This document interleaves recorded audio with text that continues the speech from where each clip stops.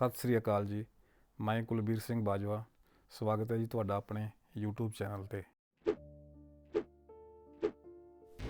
ਕੀ Europe ਆਪਣੀ ਗਿਰਦੀ ਹੋਈ ਜਨਮ ਦਰ ਨੂੰ ਦੁਬਾਰਾ ਵਧਾ ਸਕਦਾ ਹੈ? ਸਵਾਗਤ ਹੈ ਤੁਹਾਡਾ ਆਪਣੇ YouTube ਚੈਨਲ ਤੇ।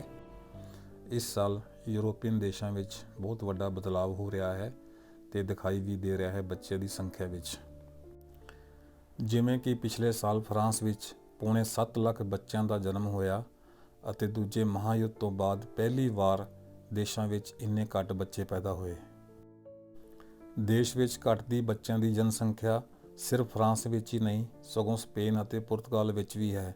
ਇੱਥੇ ਦਸ਼ਕਾਂ ਤੋਂ ਜਨਮ ਸੰਖਿਆ ਘਟਦੀ ਜਾ ਰਹੀ ਹੈ।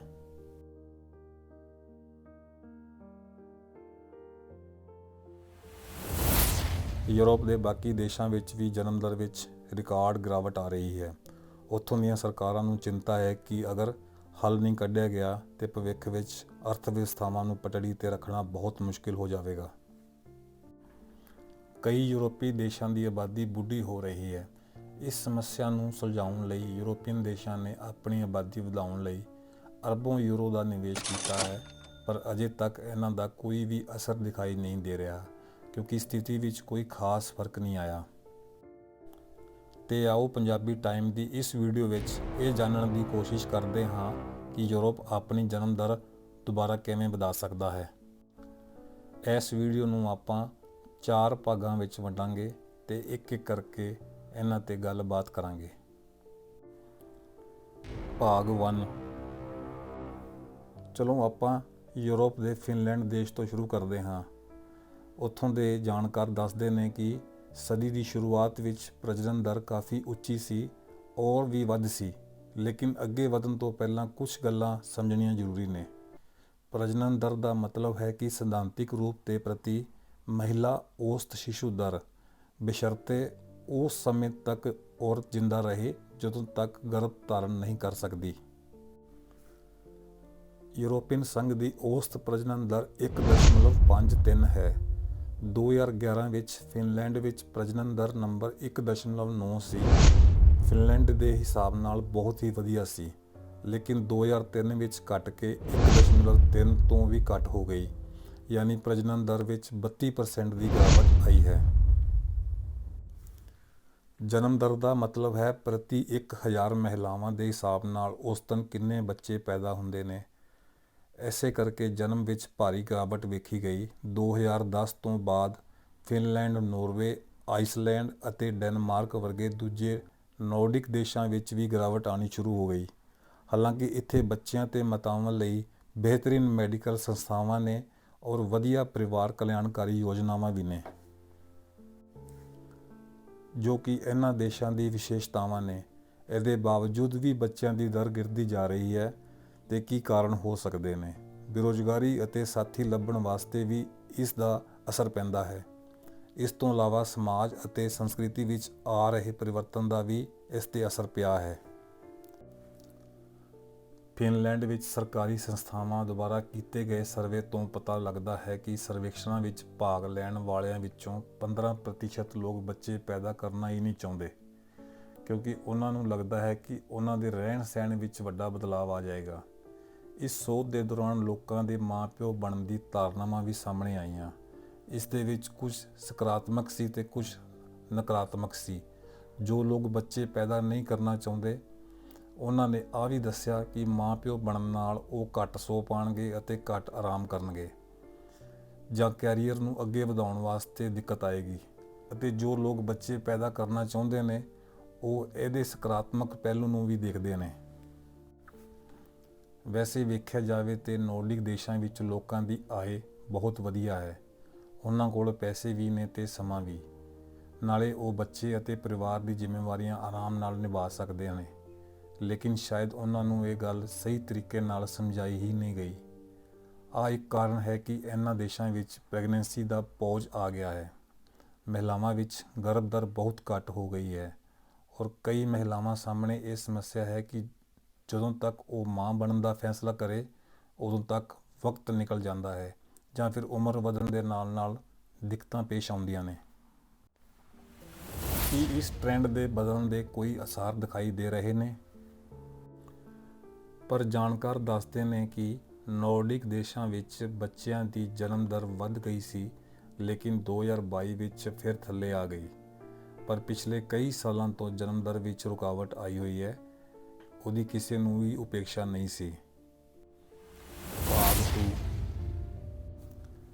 ਯੂਰਪ ਵਿੱਚ ਇਟਲੀ, ਪੁਰਤਗਾਲ, ਗਰੀਸ, ਸਪੇਨ ਜਾਂ ਦੱਖਣੀ ਪੂਰਬੀ ਯੂਰਪੀ ਦੇਸ਼ਾਂ ਵਿੱਚ ਪ੍ਰਜਨਨ ਦਰ 1.3 ਤੱਕ ਆ ਗਈ ਹੈ।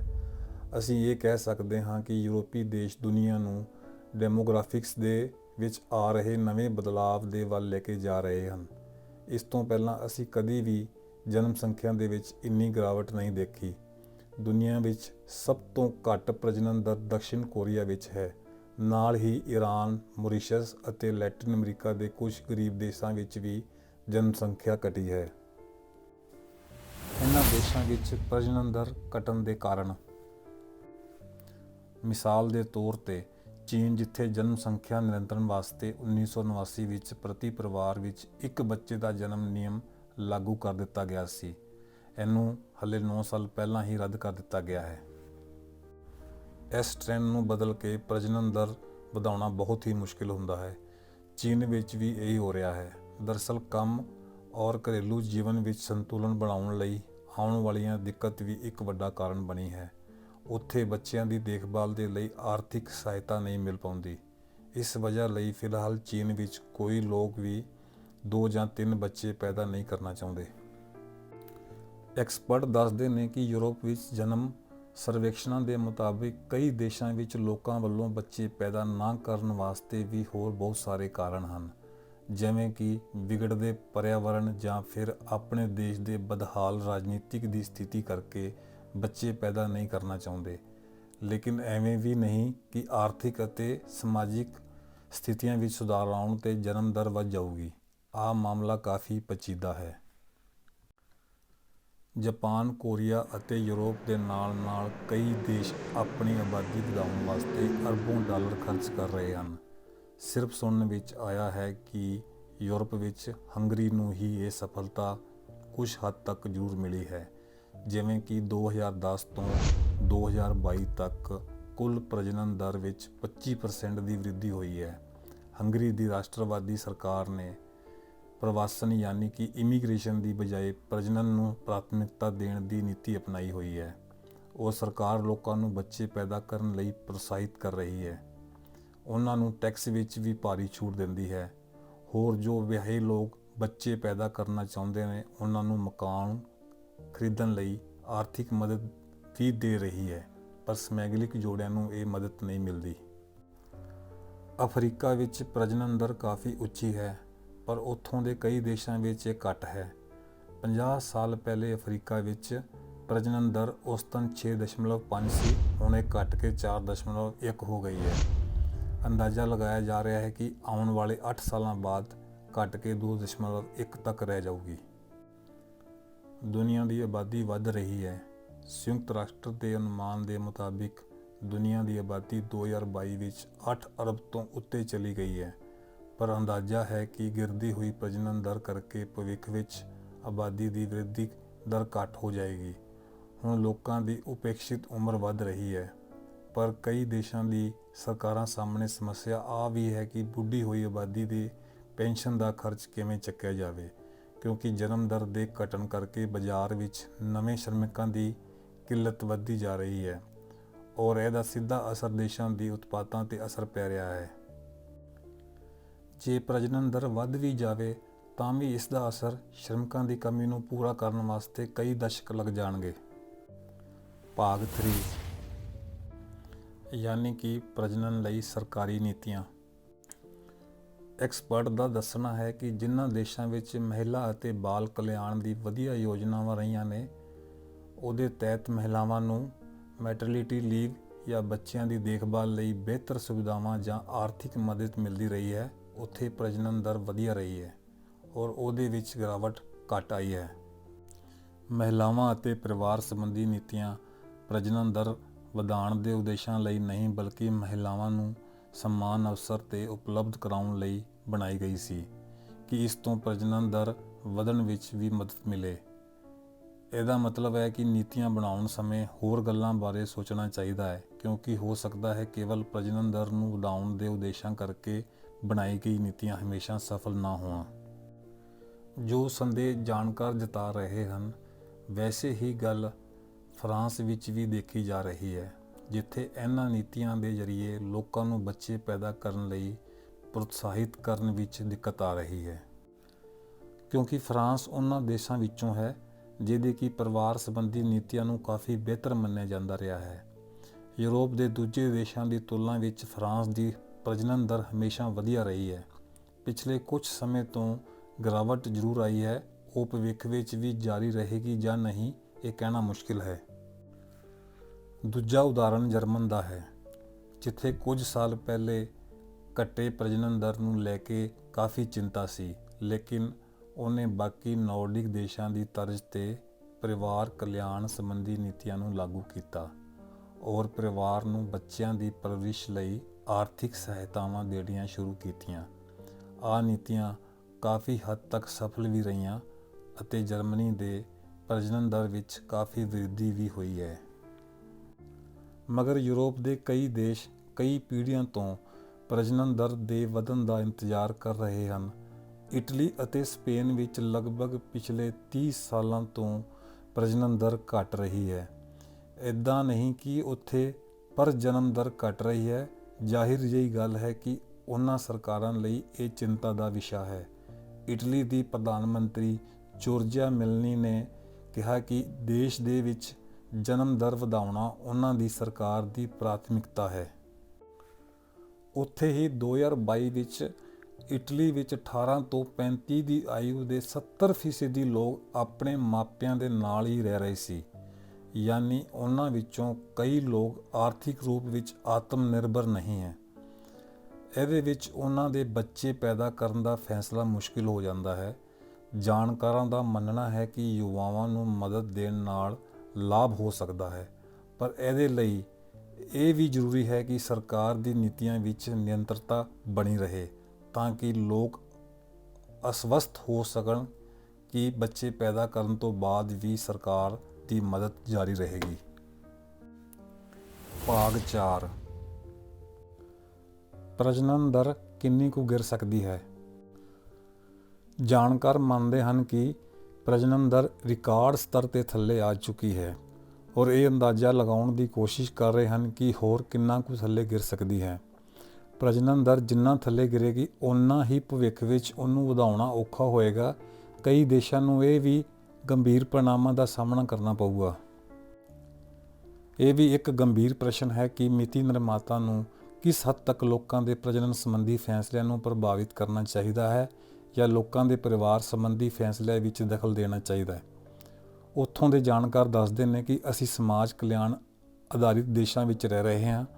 ਇਸ ਵਜ੍ਹਾ ਤੋਂ ਇਹਨਾਂ ਵਿੱਚ ਸਰਕਾਰ ਦਾ ਦਖਲ ਹਮੇਸ਼ਾ ਤੋਂ ਰਿਹਾ ਹੈ, ਪਰ ਅਸੀਂ ਇਤਿਹਾਸ ਵਿੱਚ ਇਹ ਵੀ ਦੇਖਿਆ ਹੈ ਕਿ ਪ੍ਰਜਨਨ ਦਰ ਵਧਾਉਣ ਲਈ ਇਸ ਪ੍ਰਕਾਰ ਦੀ ਸਰਕਾਰੀ ਨੀਤੀਆਂ ਵਿੱਚ ਜ਼ਿਆਦਾ ਸਫਲਤਾ ਨਹੀਂ ਮਿਲੀ ਕਦੀ। ਲੋਕ ਬੱਚੇ ਪੈਦਾ ਕरें ਜਾਂ ਨਹੀਂ, ਜਾਂ ਕਿੰਨੇ ਬੱਚੇ ਪੈਦਾ ਕਰੀਏ, ਇਸ ਬਾਰੇ ਲੋਕਾਂ ਦੇ ਰੁਖ ਨੂੰ ਬਦਲਣ ਦੀ ਬਜਾਏ ਉਹਨਾਂ ਨੂੰ ਸਵੀਕਾਰ ਕਰ ਲੈਣਾ ਕਿ ਘੱਟ ਹੁੰਦੀ ਆਬਾਦੀ ਦੇ ਹਿਸਾਬ ਨਾਲ ਆਪਣੀ ਅਰਥ ਵਿਵਸਥਾ ਨੂੰ ਢਾਲਣਾ ਵੀ ਇੱਕ ਸਹੀ ਵਿਕਲਪ ਹੋ ਸਕਦਾ ਹੈ। ਇਸ ਗੱਲ 'ਤੇ ਨਿਰਭਰ ਕਰਦਾ ਹੈ ਕਿ ਕਿਸੇ ਦੇਸ਼ ਵਿੱਚ ਪ੍ਰਜਨਨ ਦਰ ਕਿੰਨੀ ਤੇਜ਼ੀ ਨਾਲ ਘਟ ਰਹੀ ਹੈ। ਜਾਣਕਾਰਾਂ ਦਾ ਦੱਸਣਾ ਹੈ ਕਿ ਜਿਨ੍ਹਾਂ ਦੇਸ਼ਾਂ ਵਿੱਚ ਜਨਮ ਸੰਖਿਆ ਲੰਮੇ ਸਮੇਂ ਤੋਂ ਧੀਮੀ ਗਤੀ ਨਾਲੋਂ ਘਟ ਰਹੀ ਹੈ, ਉੱਥੋਂ ਦੀ ਅਰਥ ਵਿਵਸਥਾ ਲੇਬਰ ਮਾਰਕੀਟ ਆਪਣੇ ਆਪ ਨੂੰ ਉੱਥੋਂ ਦੀ ਸਥਿਤੀ ਨਾਲ ਢਾਲ ਸਕਦੇ ਹਨ। ਲੇਕਿਨ ਜਿੱਥੇ ਜਨਸੰਖਿਆ ਹਰ ਸਾਲ 1% ਤੋਂ ਘਟ ਰਹੀ ਹੈ, ਉੱਥੇ ਇਸ ਸਮੱਸਿਆ ਤੋਂ ਝੁੰਝਣਾ ਚੁਣੌਤੀਪੂਰਨ ਹੋ ਸਕਦਾ ਹੈ, ਕਿਉਂਕਿ ਲੇਬਰ ਮਾਰਕੀਟ ਵਿੱਚ ਨਵੇਂ ਸ਼ਰਮਿਕਾਂ ਦੀ ਕਮੀ ਦਾ ਅਸਰ ਢਾਂਚਾਗਤ ਵਿਵਸਥਾਵਾਂ 'ਤੇ ਪਊਗਾ। ਸੰਚਾਰ ਅਤੇ ਪਰਿਵਾਹਨ ਤੋਂ ਲੈ ਕੇ ਸਰਕਾਰੀ ਤੰਤਰ ਨੂੰ ਚਲਾਉਣ ਵਾਸਤੇ ਵੀ ਲੋਕਾਂ ਦੀ ਕਿੱਲਤ ਰਹੂਗੀ। ਇਸ ਕਰਕੇ ਸੰਚਾਰੂ ਰੂਪ 'ਤੇ ਵੀ ਨਹੀਂ ਚੱਲ ਸਕਣਗੇ। ਕੈਨੇਡਾ ਵਰਗੇ ਕੁਝ ਦੇਸ਼ ਇਸ ਸਮੱਸਿਆ ਦੇ ਸਮਾਧਾਨ ਲਈ ਦੂਜੇ ਦੇਸ਼ਾਂ ਤੋਂ ਪ੍ਰਵਾਸੀਆਂ ਨੂੰ ਲਿਆ ਕੇ ਆਪਣੇ ਦੇਸ਼ ਵਿੱਚ ਵਸਾਉਣ ਦਾ ਰਸਤਾ ਅਪਣਾ ਰਹੇ ਹਨ।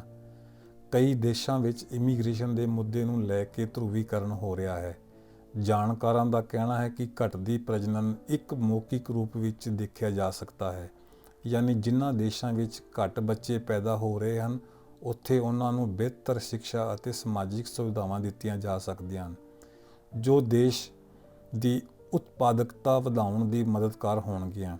ਔਰ ਜਦੋਂ ਇਹ ਬੱਚੇ ਵੱਡੇ ਹੋਣਗੇ ਤੇ ਉੱਥੇ ਪ੍ਰਤੀਸਪਰਧਾ ਘੱਟ ਹੋਊਗੀ ਤੇ ਉਹਨਾਂ ਨੂੰ ਅੱਛੀ ਤਨਖਾਹ ਮਿਲ ਸਕਦੀ ਹੈ। ਨਾਲ ਹੀ ਆਬਾਦੀ ਦੇ ਘਟਣ ਨਾਲ ਮਕਾਨਾਂ ਦੀ ਉਪਲਬਧਤਾ ਦੀ ਸਮੱਸਿਆ ਵੀ ਘੱਟ ਹੋਊਗੀ। ਹੋਰ ਯੁਵਾਵਾਂ ਨੂੰ ਬਿਹਤਰ ਜੀਵਨ ਮਿਲੇਗਾ।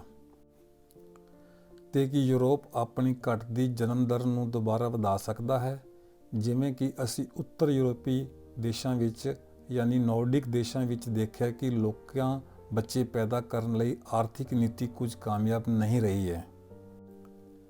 ਇਹਦੇ ਵਿੱਚ ਸਰਕਾਰ ਦੀ ਸਮਾਜਿਕ ਨੀਤੀਆਂ ਵਿੱਚ ਅਸਥਿਰਤਾ ਬਣੀ ਰਹੇ ਤੇ ਉਹਦੇ ਸਫਲ ਹੋਣ ਦੀ ਸੰਭਾਵਨਾ ਜ਼ਿਆਦਾ ਹੈ। ਪਹਿਲਾਂ ਵਰਗੀ ਉੱਚੀ ਪ੍ਰਜਨਨ ਦਰ ਤੱਕ ਪਹੁੰਚਣਾ ਅਤਿਅੰਤ ਚੁਣੌਤੀਪੂਰਨ ਹੋਵੇਗਾ। ਇਹਦੇ ਵਿੱਚ ਯੂਰਪੀ ਦੇਸ਼ਾਂ ਵਾਸਤੇ ਸਭ ਤੋਂ ਬਿਹਤਰ ਵਿਕਲਪ ਆਈ ਹੈ ਕਿ ਜਨਮ ਦਰ ਨੂੰ ਤੇਜ਼ੀ ਨਾਲ ਗਿਰਨ ਤੋਂ ਰੋਕਣ ਲਈ ਧਿਆਨ ਕੇਂਦਰਿਤ ਕਰਨ।